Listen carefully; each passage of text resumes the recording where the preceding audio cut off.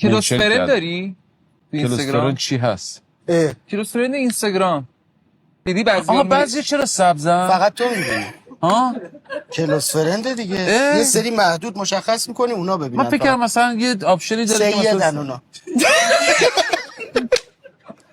نه به خدا آخه من از این چیزا زیاد سر در نمیارم از اینستاگرام و اونایی که سبزه ندیدی یه مقدار راحت ترن، یه ذره لباساشون فرق داره، یه ذره چرا اکثرا لختن. مثلا علیرضا جعفری باشگاه میره. خارزاده دیدم منم هستم تو بله. کلوس فرندش.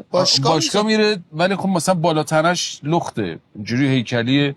یا سبز برات میاد خیلی ها. یه دقیقه بده اینستاگرامتو ببینیم الان سبز داری؟ بده من ببینم.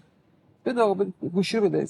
آقا اون اینستاگرام شخصی عزیز من. ببین دایرکتاتو میتونم با بچه‌ها شما بگید کیو میخواید.